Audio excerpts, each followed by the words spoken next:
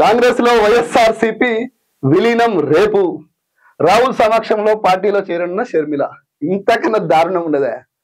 మిడిసిన షర్మిల అని నేను day first నుంచి చెప్తున్నా, ఇవాళ కూడా చెప్తున్నా. ఏదో సినిమాలో డైలాగ్ ఉంటది, శత్రువులు ఎక్కడన్నా ఉండర్రా అయ్యా, మన ఇంట్లోనే తిరుగుతారు ఆడోళ్ళని. గాళ్ళు ఈమెనే. ఆమెకు ప్రతి ఆ డైలాగ్ కి ఎవరైనా సాక్ష్యం కావాలి, ఎవరైనా విట్నెస్ కావాలంటే షర్మిల ఫోటో వేయరు. ఆ డైలాగ్ వేసినప్పుడు ఎవరైనా వీలుంటే. తండ్రి ఆశయాలంటది, ఏదో బాణం అంటది.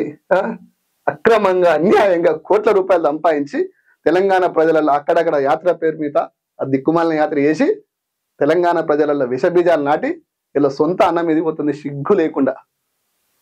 ఇట్లాంటి వాళ్ళని చూసినాక ఆడళ్ళ మీద ఉన్న గౌరవం కూడా పోతుంది. ఇక వీళ్ళ కథలు, వీళ్ళ కార్ఖానాలు తెలంగాణలో ఎంత ప్రశ్నించారు, ఇప్పుడు ఆంధ్రలో కూడా. నిజంగా ఎంత దారుణం అంటే తండ్రి సమాధి మీద కూడా రాజకీయాలు చేసే పెద్ద వీరవనిత ఆమె. వీరవనిత. ఇంకేమంటారు, లోటస్ పాండ్ వైఎస్ఆర్సీపీ ముఖ్యులతో సమావేశం అట.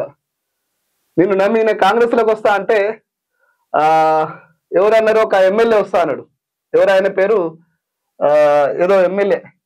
ఆ ఎమ్మెల్యే అంతకుముందు రేవంత్ రెడ్డి గురించి మాట్లాడిన మాటలు ఏందో తెలుసా? ఓటు నోటు దొంగ, ఇది ప్రజాస్వామ్యము, ఖచ్చితంగా రేపొల్లుండే శిక్ష పడితే జైలు పోవాలి, ఆయన ఏమన్నా దేవుడా అన్నాడు. మరి దానికి కట్టుబడి ఉంటావా? కాంగ్రెస్ పార్టీలు కట్టుబడి ఉంటారా? ఆలోచించురి.